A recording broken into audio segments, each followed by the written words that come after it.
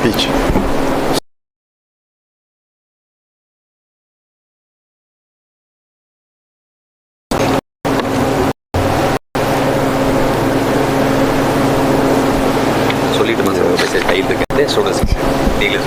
Okay. Respected Vice Chancellor, Periyar University, Salem, Professor Dr. R.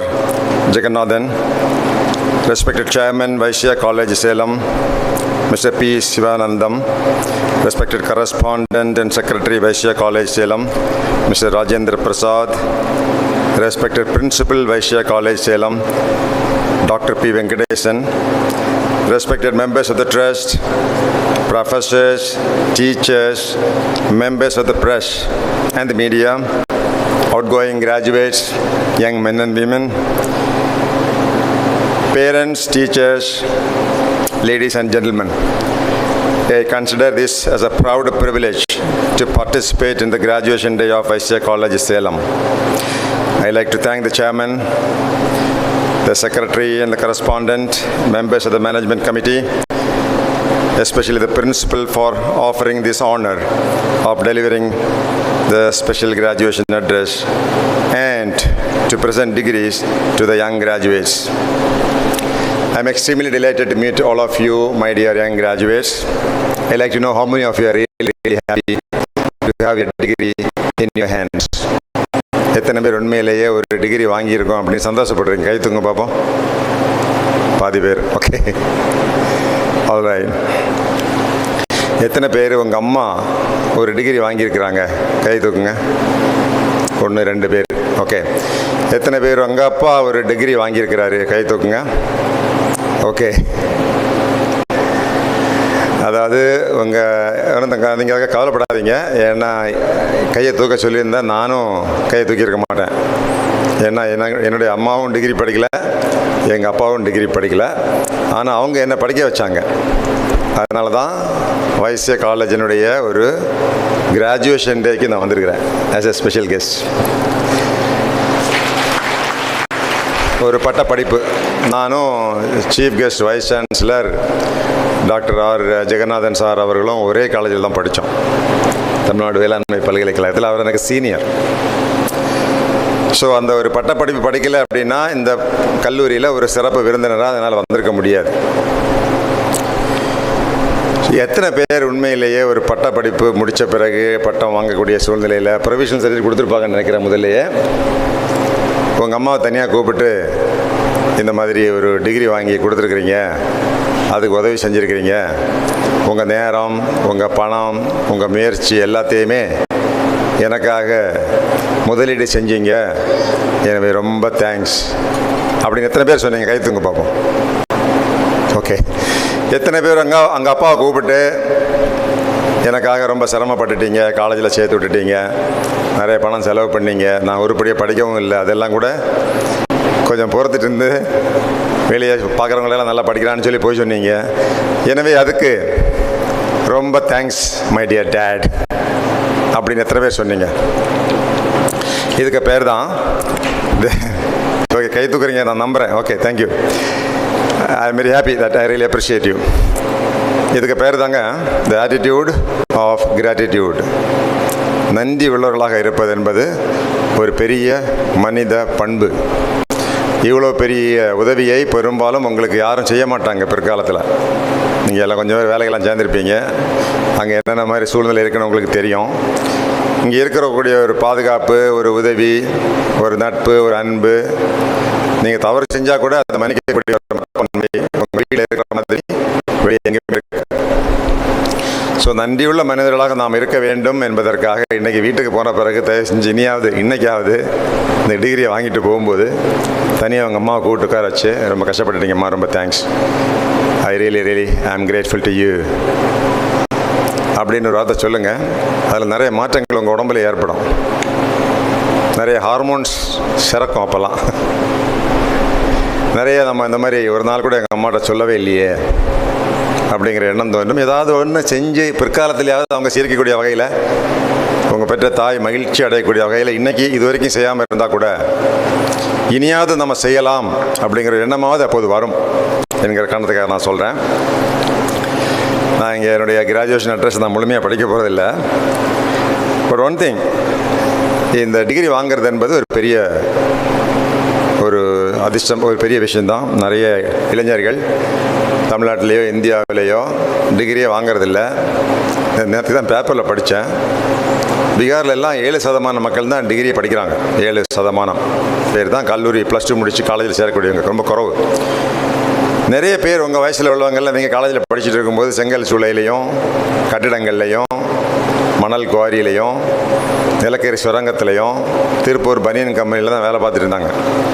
ஆனால் உங்களுக்கு இந்த கல்லூரியில் சேர்ந்து படிக்கக்கூடிய ஒரு நல்ல வாய்ப்பை உங்கள் பெற்றோர்கள் மட்டுமில்லை, வைசியா காலேஜ் அந்த காலத்தில் 30 வருஷத்துக்கு முன்னாடியே நல்ல ஒரு காலேஜ் கட்டி வச்சு நல்ல ஆசிரியர்கள்லாம் இங்கே நியமித்து உங்களுக்கு கல்வி தரக்கூடிய ஒரு சூழ்நிலையை ஏற்படுத்தி கொடுத்துக்கிறாங்க. சூழ்நிலை ரொம்ப முக்கியம். Environment is very very important. பொதுவாக நம்முடைய ஒரு சாதனை, நம்முடைய வாழ்க்கை, நம்ம உடம்பில் இருக்கக்கூடிய ஜீன்ஸ், ஹெரிடிட்டி, என்வாயரன்மெண்ட், நம்ம சூழ்நிலை ரொம்ப முக்கியம். ஒரு ஊரில் எல்லாருமே செஸ் விளையாடினாங்கன்னா அந்த ஊரில் பறக்கிற பிள்ளைகள்லாம் செஸ் விளையாடும். அவங்க போய் தேசிய அளவுலையும் இன்டர்நேஷ்னல் லெவல்லையும் போய் வின் பண்ணிட்டு வருவாங்க. ஸோ ஒரு கல்வி சூழ்நிலையை உங்களுக்கு உருவாக்கி கொடுத்துருக்குறாங்க. எனவே அவங்களுக்கும் நீங்கள் நன்றி உள்ளவர்களாக இருக்க வேண்டும். ஒரு ஐஏஎஸ் தேர்வு எழுதுறதுக்கு இந்த டிகிரி பட்டப்படிப்பே போதும். வெறும் பிஏ பிஎஸ்சி வச்சுட்டு நீங்கள் ஐஏஎஸ் கூட தேர்வு பண்ணலாம், வெற்றி பெற முடியும். நேற்றை கூட 15 மாணவர்களுக்கு ஐஏஎஸ் பயிற்சி. ஒரு மாணவன் சொல்கிறாரு, அவர் டாக்டர், எங்கள் அப்பா கேன்சர் நோயில் இறந்துட்டார், எங்கள் அம்மாவுக்கு கேன்சர் நோய் ரொம்ப சீரியஸாக இருக்குது. டாக்டர் என்ன சொல்கிறாங்கன்னா, அப்பாவுக்கும் அம்மாவுக்கும் கேன்சர் நோய் இருந்ததுன்னா உங்களுக்கும் கேன்சர் நோய் வர்றதுக்கு ரொம்ப வாய்ப்பு இருக்குது. அந்த சூழ்நிலையில் ஐஏஎஸ் தேர்வு எழுதிட்டுருக்காரு. அவர் செக் பண்ண போகலைன்னு சொன்னார். செக் பண்ணால் அவரோட கேன்சர் இருந்தாலும் இருக்கும் அப்படிங்கிற சூழ்நிலை இன்று வரப்போகுது. அடுத்த வாரம் சூழ்நிலை, சில மக்களுக்கு இந்த சூழ்நிலை எவ்வளோ மோசமாக இருந்தாலும் கூட அவர்கள் பெரிய முயற்சி எடுக்கிறார்கள். அப்போ நீங்கள் உங்கள் நெஞ்சை தொட்டு சொல்லுங்கள், இந்த 3 ஆண்டுகள் உண்மையிலேயே நான் என்னால் முடிஞ்ச வரைக்கும் கடுமையாக உழைச்சிருக்கிறேன்னா, இல்லை என்கிற ஒரு பதில் வந்ததுன்னா இனி இருக்கக்கூடிய நாட்கள்லையாவது ஒரு முயற்சி பண்ணி இனியாவது நான் கல்வி கற்க வேண்டும். ஏன்னா நான் இங்கே சொல்லியிருக்கிறேன், ஒரு டிகிரி வாங்குறது என்பது எல்லாம் பெருசு நினைக்காதீங்க. இது ஒரு பெரிய விஷயம். நான் சொல்ல வந்து நிறைய பேர் கிடைக்காதது.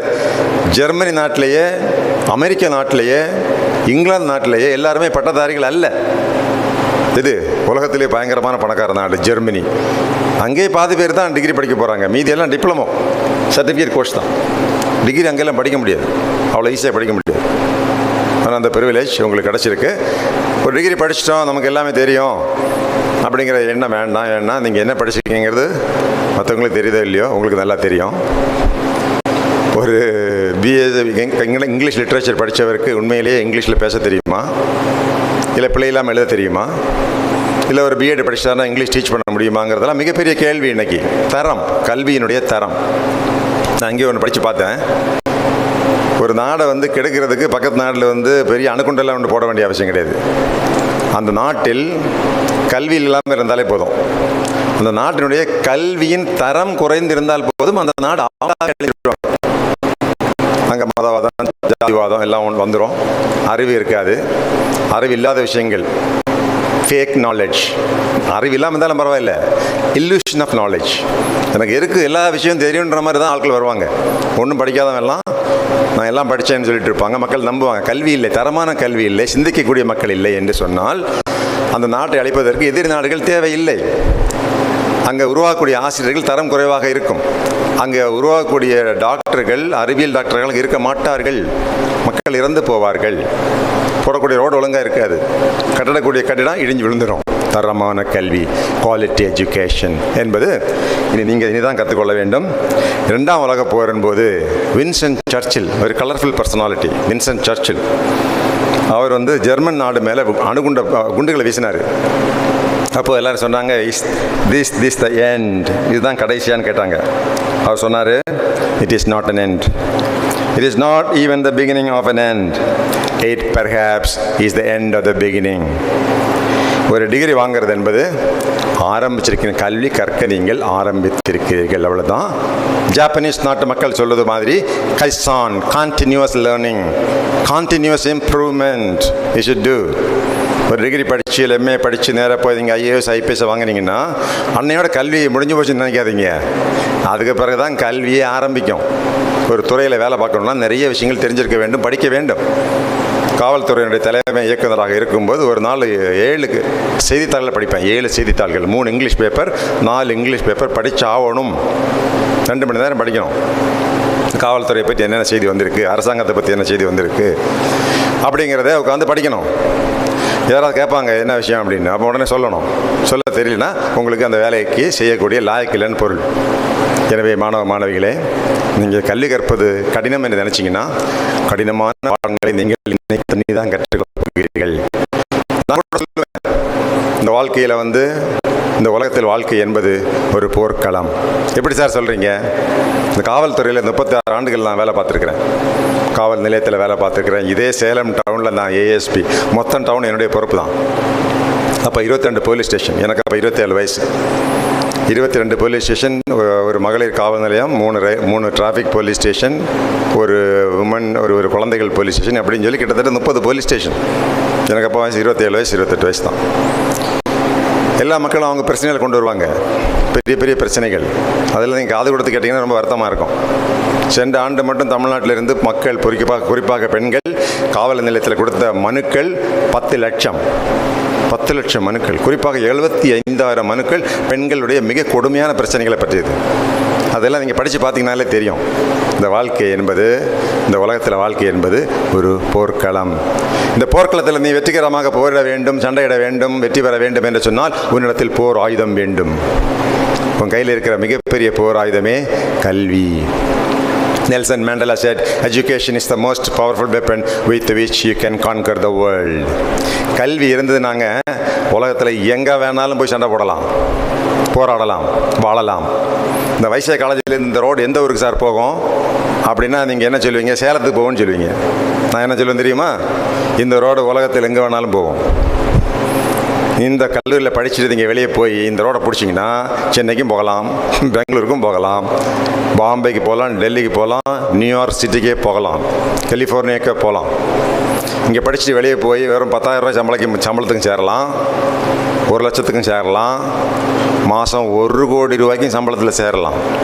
போன வாரம் ஊட்டிக்கு போயிருந்தேன். அங்கே ஒரு மேனேஜர் இருக்கார். எனக்கு பொண்ணு ஒரு பெரிய கம்பெனியில் ஒர்க் பண்ணுறாரு சார்.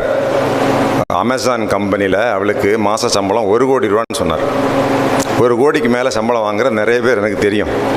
நானும் தமிழ்நாட்டில் 37 வருஷமாக இருக்கிறேன்ல.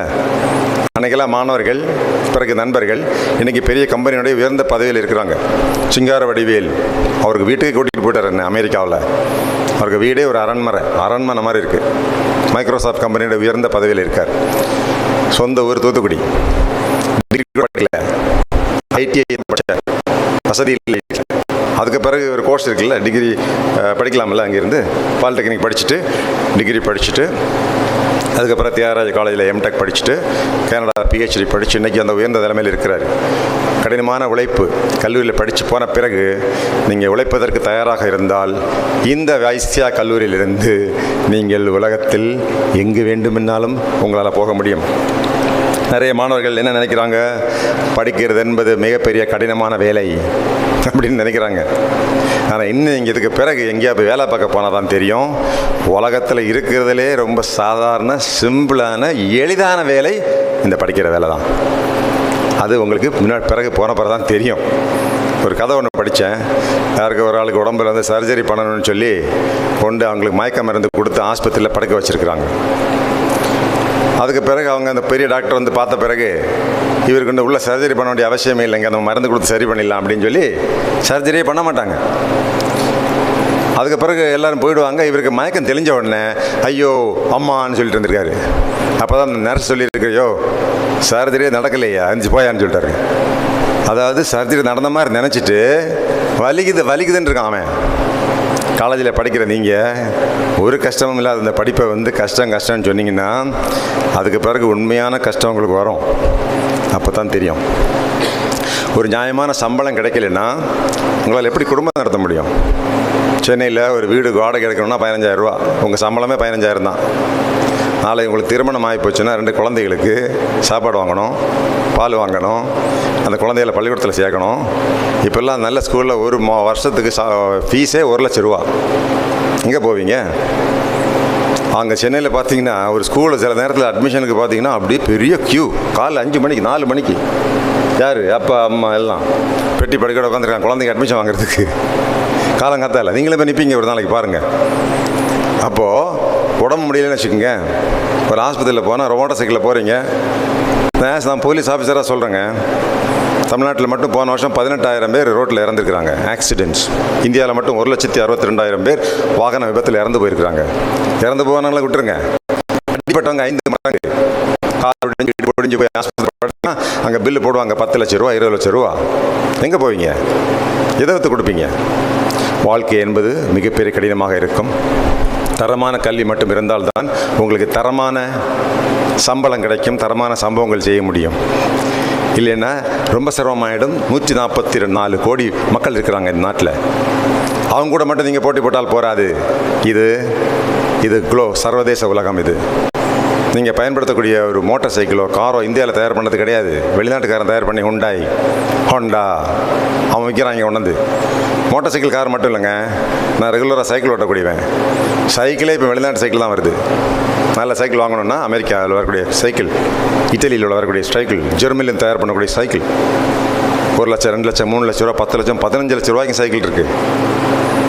தரமான பொருட்களுக்கு அவ்வளோ மரியாதை இருக்குது. எனவே நீங்கள் தரமான மனிதனாக மாறினால் உங்களுக்கு தரமான சம்பளம் கிடைக்கும், தரமான மரியாதையும் கிடைக்கும். அது உங்களால் சாத்தியமாக உங்களால் முடியும். அதுக்கு நீங்கள் உங்களுடைய தொடர்ந்து கல்வி கற்க வேண்டும். அவர் சொன்ன மாதிரி, விசி சார் சொன்ன மாதிரி, சாமி விவேகானந்தர் சொன்னார், education is the manifestation of the perfection which is already in man. எல்லா மனிதர்களிடத்திலும் ஆற்றல் இருக்கிறது. தமிழ் மொழியை பேசும் ஆற்றல், ஆங்கில மொழியை சரளமாக பேசும் ஆற்றல். நேற்று கூட என்னுடைய ஃபேஸ்புக்கில் ஒரு வீடியோ ஒன்று போட்டிருக்கிறேன். நான் படித்த கவர்மெண்ட் ஸ்கூல், அங்கே பிள்ளைகள்கிட்ட போய் 5 நிமிடங்கள் ஆங்கிலத்தில் பேசுங்கன்னு சொன்னேன். சில மாணவர்கள் பேசினாங்க. கடைசியில் ஒரு மாணவி பேசினா என்னாலே நம்ப முடியல. இங்கிலாந்து நாட்டில் பிள்ளைகள் பேசுகிற மாதிரி அந்த பிள்ளை ஆங்கிலம் பேசுது. அரசு பள்ளிக்கூடம், அதை போட்டிருக்கிறேன் என்னுடைய இன்ஸ்டாகிராமில். ஆச்சரியப்பட்டு, எப்படிமா பேசுகிறேன்? சும்மா பேசி பார்ப்பேன் சார். நான் ஆங்கிலம் புத்தகத்தை படிப்பேன், வெளிநாட்டுக்காரங்க எப்படிலாம் இங்கிலீஷ் பேசுகிறாங்கன்னு சொல்லி நான் யூடியூப்பில் பார்ப்பேன். அதே மாதிரி நானும் பேசி பழகிறேன் sir. I love your motivational videos sir அப்படின்னு சொல்லியிருக்கேன். அந்த பிள்ளை பேச பாருங்கள், அருமையாக இருக்கும்.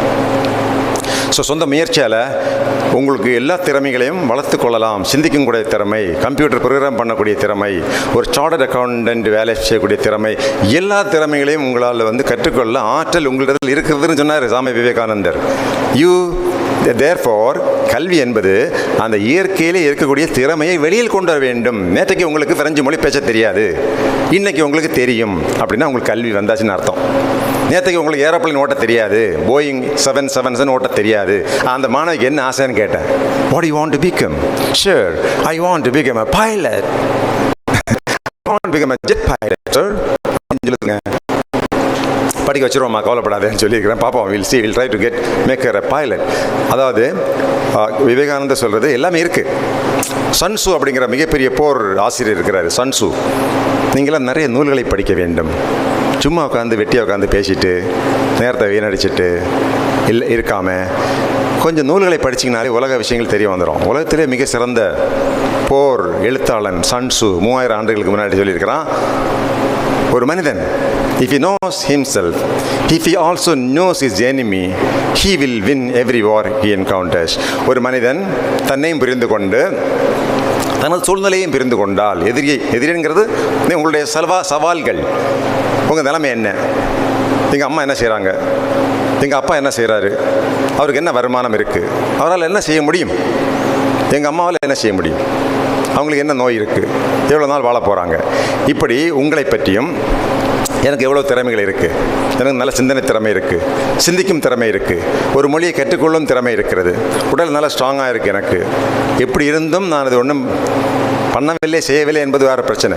இப்படி உங்களை பற்றிய முழு விவரம் உங்களுக்கு தெரிஞ்சதுன்னா அதுதான் வெள்ளக்காரன் சொன்னால, know thy self, know your self. Socrates 2000 வருஷத்துக்கு முன்னாடி சொன்னான், ஃபஸ்ட்டு உன்னை நீ தெரிந்து கொள்.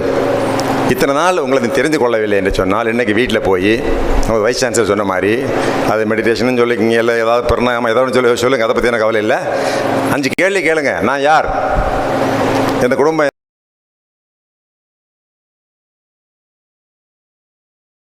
உங்களை பற்றிய விவரங்கள் தெரிஞ்சிருக்கும். அதே மாதிரி you must also no the enemy, எதிரிகள் யார், உங்கள் போட்டியாளர் யார். 10 லட்சம் பேர் அப்ளை பண்ணதில் இப்போ 2000 பேர் போகிற டெல்லிக்கு ஐஏஎஸ் இன்டர்வியூ. 10 லட்சம். போலீஸ் டிபார்ட்மெண்ட்டில் 1000 சப் இன்ஸ்பெக்டர் அப்படின்னா 2 லட்சம் பேர் அப்ளை பண்ணுறாங்க. போட்டி.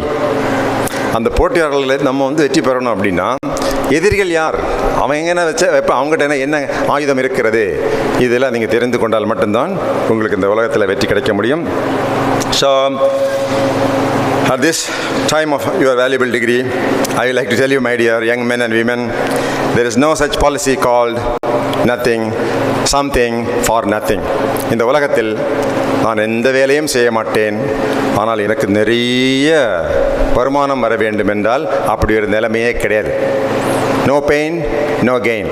நீங்கள் உலகத்தில் பார்க்கக்கூடிய பொருட்கள், நீங்கள் ஆசைப்படக்கூடிய விஷயங்கள் எல்லாம் விலை உயர்ந்த விஷயமாக இருந்தால் அதுக்கு விலை அதிகமாக இருக்கும். ஒரு கார் இருக்குது, 3 லட்சத்துக்கும் கார் இருக்குது, 30 லட்சத்துக்கும் இருக்குது, 3 கோடிக்கும் இருக்குது. அந்த 3 கோடி கார் வாங்கணுன்னா அது உங்களுக்கு எளிதில் கிடைக்காது. அதுக்கு நீங்கள் அதுக்கான விலையை கொடுத்து தான் ஆக வேண்டும். எனவே உயர்ந்த வேலை, சிறந்த பொறுப்பு, அதுக்கு நீங்கள் வரணும்னு ஆசைப்பட்டீங்கன்னா நீங்கள் அதுக்கான முயற்சியை எடுத்து தான் ஆகணும், அதுக்கான விலையை கொடுத்து தான் ஆகணும். உங்களுக்கு பல்வேறு விதமான எக்ஸாமினேஷன் வரலாம். நெட் எக்ஸாம், செலக்ட் எக்ஸாம், இல்லை banking exam, IAS exam, sub inspector examination, group 4, group 2, group 1. Group 1 வாங்கிட்டு கூட நீங்கள் ஐஏஎஸ் அதிகாரியாக வரலாம், ஐபிஎஸ் அதிகாரியாக வரலாம். இதுக்கெல்லாம் ஒரு விலை இருக்குது. விலைன்னா பணம் இல்லை, அதுக்கெல்லாம் குறைந்தபட்ச முயற்சி இருக்குது. அந்த முயற்சியை தர நீங்கள் தயார் அப்படின்னா உங்களுக்கு அந்த வேலைகள் எளிதில் கிடைக்கும். இல்லை உங்களுக்கு எந்த வேலை பிடிச்சிருக்கோ, ஒரு கம்ப்யூட்டர் ப்ரோக்ராமர், ஒரு சார்ட்டர்ட் அக்கௌண்டன்ட், எது உங்களுக்கு பிடிச்சிருக்கோ அந்த வேலைக்கு நீங்கள் சேர்றதுக்கான முயற்சியை நீங்கள் எடுத்துக்கொள்ள வேண்டும். So I am very sure you all know, நீங்கள் நல்லவங்க, உங்கள் ஜாதகம் நல்லா இருக்குது, நல்ல குடும்பத்தில் பிறந்திருக்கீங்க அப்படிங்கிறதுனால எந்த கம்பெனியும் எந்த பெரிய வேலையும் உங்களுக்கு கொடுத்துட மாட்டாங்க. உங்களுக்கு இந்த வேலை தெரியுமா, ஒன்றா வச்சு அந்த கம்பெனிக்கு ஏதாவது வருமானம் வருமா அப்படின்னு பார்த்து மட்டும்தான் இவனுக்கு வேலை செய்ய விருப்பம் இருக்கா. ஜப்பான் நாடு இருக்குது, அவங்களுடைய கலாச்சாரத்துக்கு பேர் புஷிதாய். அந்த புஷிதாய் கலாச்சாரத்தினுடைய மிக முக்கியமான அம்சம் என்ன தெரியுங்களா? ஜப்பான் நாட்டு மக்கள் ஏன் இன்னைக்கு உலகத்தில் 3வது மிகப்பெரிய எக்கானமியாக இருக்கிறாங்க? வெறும் 13 கோடி மக்கள், நம்ம 143 கோடி மக்கள். நம்மளோட அதிகமான வருமானங்க ஜப்பான் நாட்டில். 13 கோடி மக்கள் 140 கோடி மக்களை விட நிறைய பொருள் ஈட்டுறான். எப்படி? அவன்கிட்ட ஒரு பெரிய குவாலிட்டி, ஒரு மிகப்பெரிய குணாதிசயம் இருக்குது, குணம் இருக்குது. என்ன தெரியுங்களா? willing to work. he is ready to work. வேலை பார்க்க ஒரு ஆர்வம் அவன்கிட்ட இருக்குது. அது அவங்களுடைய கலாச்சாரம். அந்த வேலை பார்க்கும் ஆர்வம் உங்கள்கிட்ட இருந்துச்சுன்னா உங்களுக்கு கண்டிப்பாக வேலை கிடைக்கும். நிறைய பேர் ஒரு டிகிரி படிக்கிறாங்க, ஒரு பிஎட் படிக்கிறாங்க, வேலைக்கே போகிறதில்ல. இல்லை நர்சிங் படிக்கிறாங்க, வேலைக்கு போகிறதில்ல. ஏன்னா சம்பளம் கம்மி. நான் படித்த படிப்புக்கு எனக்கு 30,000 கிடைச்சா தான் நான் போவேன், ஸ்கூலில் சும்மா 10,000 கொடுக்குறாங்க, எனவே நான் வேலை பார்க்க மாட்டேன் அப்படிங்கிறாங்க. இப்போது அடுத்த 2 வருஷம் வேலை பார்க்காம இருக்கும்போது படித்தது மறந்து போயிடும். அது என்ன சொல்கிறாங்கன்னா, நீங்கள் ஒரு 2%, 1% இம்ப்ரூவ்மெண்ட் எதாக இருந்தாலும் சரி, நீங்கள் படித்த physics, chemistry, botany, zoology, computer science or commerce or anything you studied, அதை நீங்கள் டெய்லி ஒரு 1% இம்ப்ரூவ் பண்ணிங்கன்னா நீங்கள் அது டாப் லெவலில் நீங்கள் எவ்வளோ தூரத்துக்கு பெரிய ஆளாக வரும்னு நினச்சிங்களோ அது வரும்போது 37 டைம்ஸ் உங்களுக்கு அதிகமான ஸ்கில்ஸ் இம்ப்ரூவ் ஆகும். ஸ்கில் அதான் சொன்னாங்க, நல்ல முக்கியமான வார்த்தை. உங்கள் உலகத்தில் இங்கே உங்களுக்கு என்ன வேணாலும் கிடைக்கும். இந்த உலகத்தில் நீங்கள் ஆசைப்பட்டது எல்லாமே கிடைக்கும். ஒன்றே மட்டும் இருந்தால் போதும், ஒன்று மட்டும் இருந்தால் போதும். தெரியுங்களா? ஸ்கில், ஒரு வேலையை செய்யும் திறமை. ஒரு கல்லூரியில் போய் ஒரு மேத்தமேட்டிக்ஸ் சொல்லிக் கொடுக்கக்கூடிய திறமை, ஒரு நீட் எக்ஸாமினேஷன் சென்டரில் போய் பயாலஜி டீச் பண்ணக்கூடிய திறமை இருந்ததுன்னா 5 லட்சம் ரூபாய் மாதம் சம்பளம் நான் வாங்கி தரேன் உங்களுக்கு. தமிழில் சிறப்பாக பேச தெரியுமா? தமிழ்நாட்டில் நடந்த எல்லா வரலாறு உண்மைகளும் தெரியுமா? தமிழ்நாட்டினுடைய பொருளாதாரம் உங்களுக்கு தெரியுமா? அரசியல் சூழ்நிலை தெரியுமா? டெலிவிஷனில் நீங்கள் ஒரு நெறியாளராக போகலாம், குறைஞ்சது 5 லட்ச ரூபா கிடைக்கும் உங்களுக்கு சம்பளம். தமிழ் தான். வேறு ஒன்று நீங்கள் கம்ப்யூட்டர் படிக்கணும்னா நீங்கள் வேறு எதுவும் படிக்க வேண்டியதில்லை. நீங்கள் சாஃப்ட்வேர் படிக்க வேண்டாம், பைத்தானும் படிக்க வேண்டாம், நீங்கள் ஆப்பிள் ஐஃபோனுடைய இது ஒன்றும் படிக்க வேண்டியதில்லை. தமிழ்நாட்டில் என்ன நடந்திருக்கு, என்ன நடக்குது, இதை மட்டும் பேச தெரிஞ்சால் போதுங்க. 4 கேள்விக்கு தெரிஞ்சால் போதும். Skill. So my dear young graduates, if you develop a skill, you can get anything in this world. So I like to tell you, you are going to be the master of your fate and captain of your soul. இந்த உலகத்தில் யாருமே உங்களுக்கு இலவசமாக எதையும் தந்து விட மாட்டார்கள். Management படித்தவங்களுக்கு தெரியும்.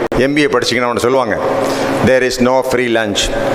இந்த உலகத்தில் உங்களுக்கு எதுவுமே இலவசமாக கிடைக்காது, நீங்கள் தான் அதை சம்பாதிக்க வேண்டும் அப்படின்னு சொல்லுவாங்க. ஸோ நீங்கள் உங்களுடைய கனவு உண்டா இல்லைன்னு எனக்கு தெரியாது. அப்துல் கலாம் சொன்னார், கனவு, சின்ன சின்ன கனவுகள் எல்லாம் மிகப்பெரிய குற்றங்களாகவே கருதப்படும். Bill Gates to be born as a poor person, but it's a big sin if you die as a poor man. ஒரு ஏழையாக பிறப்பதில் தவறில்லை, ஆனால் நீ ஒரு ஏழையாக செத்து போய்விட்டால் அது மாபெரும் குற்றம் அப்படின்னு சொன்னால் உலகத்திலே பெரிய பணக்காரன் பில் கேட்ஸ். ஸோ உங்களுக்கு என்று ஒரு பெரிய எதிர்காலம் இருக்கிறது. அதுக்கு உங்களுடைய என்னென்ன திறமைகள் இருக்கிறது என்பதை முதல்ல போய் ஒரு பட்டியலில் போடுங்க. என்ன குறிப்பிட்ட ஒரு ஸ்கில், ஒரு செயல்திறன் எனக்கு பிடித்திருக்கிறது, அதில் நீங்கள் வளர்ந்துட்டீங்கன்னா உங்களுக்கு இந்த உலகத்தில் என்ன வேணாலும் கிடைக்கும். இந்த நேரத்தில் சார் உங்கள்கிட்ட சில ஹேபிட்ஸ், சில நல்ல பழக்கங்களை வளர்த்து கொள்ளுங்கள். இப்போ நான் இன்னைக்கு காலையில் 4 மணிக்கு எந்திரிச்சேன், 4:30 மணிக்கு ரெடி ஆகிட்டேன், 4:45க்கு 21 கிலோமீட்டர் ஓடுறதுக்காக போனேன். அதை நான் ஃப்ளாக் ஆஃப் பண்ணேன், அப்புறம் ஓடி முடிச்சிட்டேன். மெடல் வாங்கலை தான், மெடல் வாங்க அங்கே வர முடியாது, இப்போ தான் மெடல் கொடுக்க ஆரம்பிச்சிருப்பாங்கன்னு நினைக்கிறேன், மேபி 9 o'clock மாதிரி. அதுக்கு பேர் habit. Habits are cobwebs, later they are cables. அதாவது பழக்கங்கள். இப்போ இருக்கிற என்னென்ன பழக்கங்கள்னு யோசிச்சு பாருங்கள். நிறைய நீங்கள் உங்களுடைய பழக்கங்கள் தேவையற்ற மிகப்பெரிய ஆபத்தான பழக்கங்கள் தான் உங்கள்கிட்ட இருக்கும். சில மாணவர்கள் நல்லா சாப்பிட்ற பழக்கம், அதில் உடல் பருமன் ஆகிடும், நோய்கள் வந்துடும், ட்ரெஸ்ஸே போட முடியாதுமா, வருஷத்துக்கு ஒரு ட்ரெஸ் வாங்க வேண்டியிருக்கும், அது ஒரு நோயின்றாங்க. இப்போ சும்மா ஒரு எக்ஸாம்பிள் சொன்னேன். இது மாதிரி நிறைய பழக்கங்கள் இருக்குது. எப்போ பார்த்தாலும் ஃபேஸ்புக்கை பார்த்துட்டே இருக்கிறது, இல்லை இன்ஸ்டாகிராமை நோண்டிகிட்டே இருக்கிறது, ஸ்க்ரோல் பண்ணிகிட்டே இருக்கிறது, அப்படி 4-5 மணி நேரம் போயிடும். இதனால் என்ன நிகழ்ந்தது மூளைக்குள்ளே அப்படின்னு யோசிச்சு பாருங்கள். என்ன தெரிந்து கொண்டீர்கள்?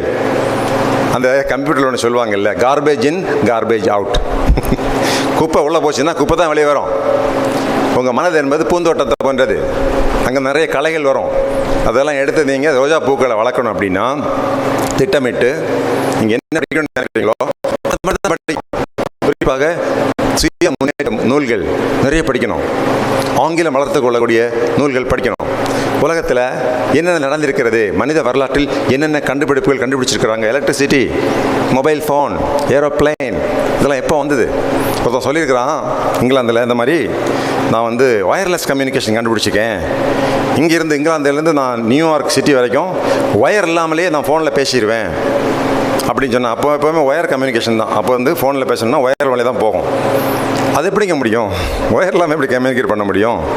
இவனுக்கு உண்மையிலேயே பைத்தியம் பிடிச்சிருக்கு, எனவே இவனை பைத்தியக்கார ஆஸ்பத்திரியில் கூட சேருங்கன்னு சொல்லியிருக்காங்க. மார்க்கோனி, இல்லைங்க எனக்கு பைத்தியம்லாம் பிடிக்கல, we can communicate information through electromagnetic waves. It's possible for us to communicate through electromagnetic wave அப்படின்னு சொல்லியிருக்கான். நம்பலை மக்கள். அதே மாதிரி ஒரு 50 வருஷத்துக்கு முன்னாடி இப்படி மொபைல் ஃபோனில் இப்படிலாம் வீடியோ பார்க்கலாம் நேராக நம்பியிருப்பாங்களா? நான் பேசுகிறத உலகத்தில் எங்கே வேணாலும் இப்போ கேட்கலாம், தெரியுமா உங்களுக்கு? If it is streaming online in the YouTube, it's possible for the 780 crore people in the whole world to listen to what I am speaking. That is technology, trending technology. இதெல்லாம் எப்படி வந்தது, ஏன் வந்தது, யார் கண்டுபிடிச்சாங்க? கொஞ்சம் ஆர்வம் நாகரிகமான மக்கள் இதெல்லாம் தான் தெரிஞ்சிருக்கணும் அப்படிங்கிற முறையில்.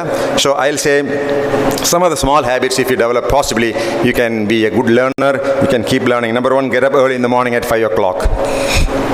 காலையில் 5 மணிக்கு எந்திரிச்சிருங்க. Read newspaper every day. உலகத்தில் என்ன நடக்குன்னு தெரியலன்னா அவன் ஒரு காட்டு மிராண்டி மனிதன் தான் என்று நான் சொல்லுவேன். If you don't know what's happening in Israel and in Palestine, if you don't know what's happening between Russia and Ukraine, if you don't know what's going on between China and the United States of America, you cannot claim to be a civilized person, an educated person. You should know this. Read newspapers. அதை விட்டுருங்க. என்ன நடக்குது இந்தியாவில், என்ன நடக்குது உலகத்தில், politically, military wise, socially, economically, education wise, computers, what's trending, அது தெரிஞ்சுக்குங்க. உலகத்தில் நடக்கும். அது தெரியாமல் இருந்து ஒரு பட்டதாரியாக பயனில்லை. குறைந்தது ஒரு நாளைக்கு 1 மணி நேரமாவது ஓடுங்கள். உங்கள் வாழ்க்கை நிரந்தரமாக மாறிவிடும். உங்கள் உடம்பே மாறிடும். மனதில் மகிழ்ச்சி ஏற்பட்டுவிடும். 1 வருஷம் ஓடியுமே உங்கள் வாழ்க்கை மாறலைன்னா நீங்கள் சைலேந்திர பாபு மேலே ஒரு கேஸ் போடுங்க. சார், இவர் என்கிட்ட சொன்னார் 1 வருஷம் தொடர்ந்து ஓடுன்னு சொன்னார். ஓடி முடிக்கக்கூடிய நேரத்தில் நீ யாருன்னு உனக்கே கண்டுபிடிக்க முடியாத வகையில் நீ மாறிவேன்னு சொன்னார். எந்த மாற்றமும் இல்லையே சார். எனவே இவரிருந்து எனக்கு ஒரு லட்சம் ரூபா, 1 கோடி வேண்டாம், 1 லட்சம் ரூபாய் நஷ்ட ஈடு வேணும் அப்படின்னு கேஸ் போடுங்க. நான் அதை ஃபேஸ் பண்ணிக்கிறாங்க. You will completely change, my dear young graduates. So read newspapers every day. Spend at least 3 hours of time to learn a skill. அது என்ன ஸ்கில்லாக இருந்தாலும் சரிங்க, அது எந்த தொழிலாக இருந்தாலும் சரி, ஒரு தொழிலை வளர்த்து கொள்வதற்கு ஒரு 3 மணி நேரம் செலவு பண்ணுங்க. Improve your communication skills. உங்களுடைய தொடர்பு திறனை வளர்த்து கொள்ளுங்கள். எல்லாத்துக்கும் மேலாக உங்களுக்குள்ளேயே பேசுங்கள். என்னால் முடியும், என்னால் சாதிக்க முடியும். Auto suggestion. நான் திறமையானவன், நான் நல்லவன், நான் அழகானவன், என்னிடத்தில் ஆற்றல் இருக்கிறது, இன்னைக்கு ஒரு நாள் நான் என்னால் பெரிய சாதனை சாதிக்க முடியும் என்று நீங்கள் உங்களுக்குள்ளேயே பேசிக்கொள்ளுங்கள். நான் 25 ஆண்டுகளாக இளைஞர்களுக்கு ஐஏஎஸ் பயிற்சி அளிச்சிட்ருக்கிறேன். சிலருக்கு வெற்றி கிடைக்கும், சிலருக்கு வெற்றி கிடைக்காது. யாருக்கு வெற்றி கிடைக்கிறது, யாருக்கு வெற்றி கிடைக்கிறது இல்லைன்னு ரொம்ப படித்தவங்களுக்கு வெற்றி கிடைக்கும்னா சில நேரத்தில் கிடைக்குது. ரொம்ப அறிவாற்றல் உள்ளவங்களுக்கு கிடைக்குதுன்னா சில நேரத்தில் கிடைக்குது. அவங்க அப்பா அம்மாவில் ஐஏஎஸ் ஐபிஎஸ் அவங்களுக்கு ஒரு பெரிய அட்வான்டேஜ் இருக்குன்னா சில நேரத்தில் கிடைக்குது. ஆனால் ஒட்டுமொத்தமாக யாருக்கு அந்த வெற்றி கிடைக்குதுன்னா, எந்த ஒரு இளைஞன் தன்னால் சாதிக்க முடியும் என்று நம்புகிறானோ அவனுக்கு மட்டும்தான் வெற்றி கிடைக்கிறது. உங்களுக்கு வாழ்க்கையில் வெற்றி கிடைக்க வேண்டும் என்று வாழ்த்துகிறேன். Thank you very much and wish you all the best.